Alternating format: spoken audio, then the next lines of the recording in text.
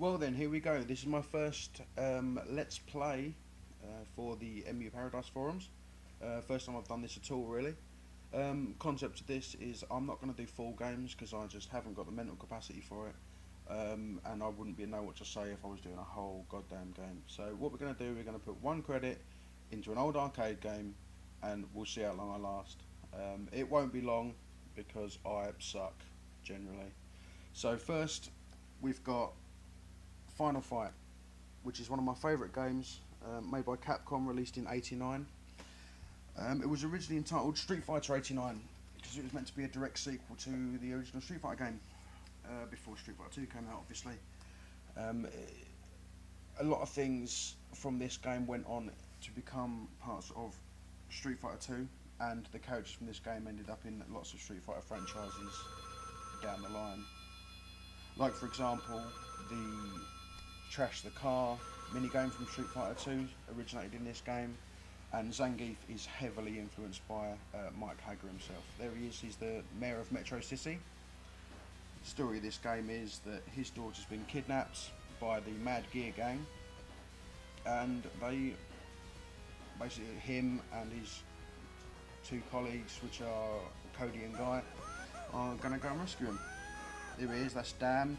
He's the first level boss. We'll get to see him shortly.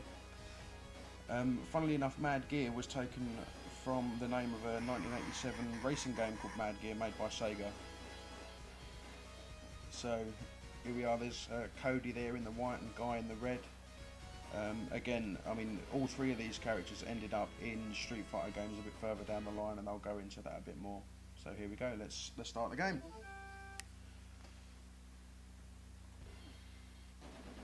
So there we go, Guy, Cody and Hager. I always choose Hager, I like the strong character. Let's start with Hager. Hager went on to, he starred in games such as Saturday Night Slam Masters and its two sequels, Muscle Rumble Zero and Slam Masters 2. Obviously for you younger and up-to-date gamers out there, you'll know he's in Marvel vs. Capcom 3. There was also a downloadable costume for Zangief in Street Fighter 4. Guy, the Red Ninja guy, he ended up in Street Fighter Alpha 1, 2 and 3. And he's also in Super Street Fighter 4 as well, as many of you probably know. And also a game called Capcom Fighting Jam, which was one of the more bizarre versus titles where it had 5 different games combined into one, which was quite a big game. Cody, the guy in the white, and Jessica's boyfriend, ended up in Street Fighter Alpha 3. He's again in Super Street Fighter 4. And I believe he was in Street Fighter 3 as well. Other characters that turned up were Sodom.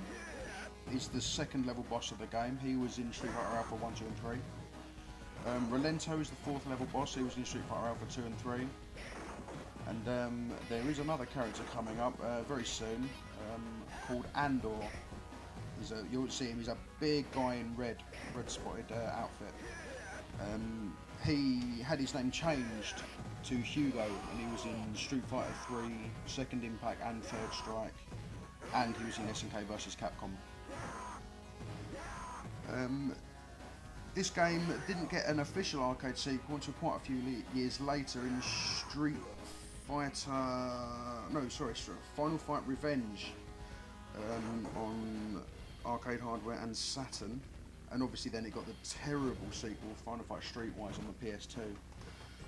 However, on other consoles, it went on to have a bit more of a legacy. On the Super Nintendo, after the terrible conversion on the first game, because of on the SNES they removed Guy from the game and the 2-player mode, so it wasn't particularly great, and the female characters Poison and Roxy got replaced by 2 guys, Sid and Billy, due to Nintendo's stringent censorship at the time.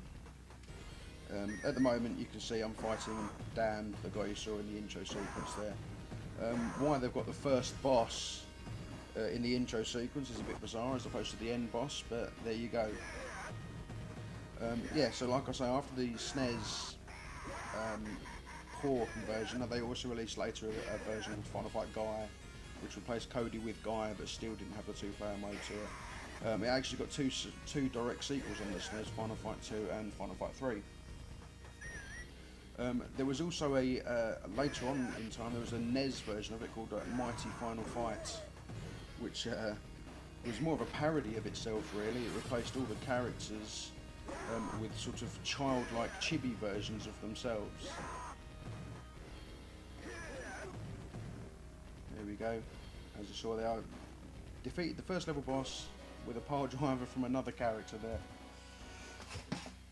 And that's the first round clear.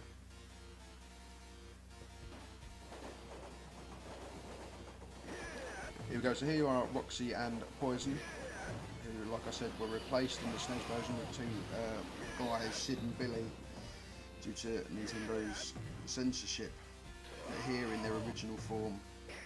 They're also covered up more on the Mega CD version, which is probably the best home console version of the lot, up until, of course, the Xbox Live release that came out a few months ago.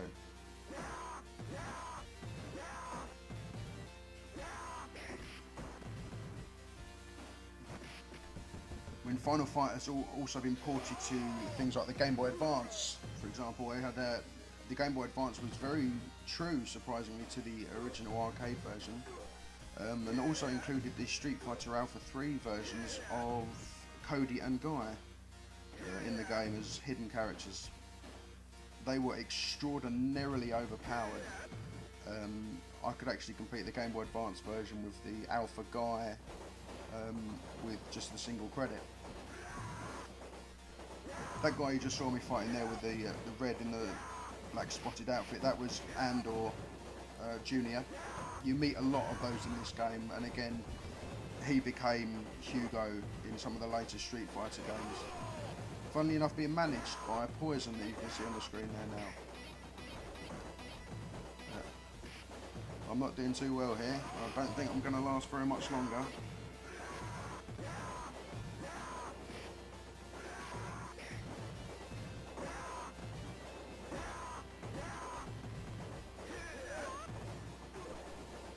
As you can see, I favour the pile driver in this game.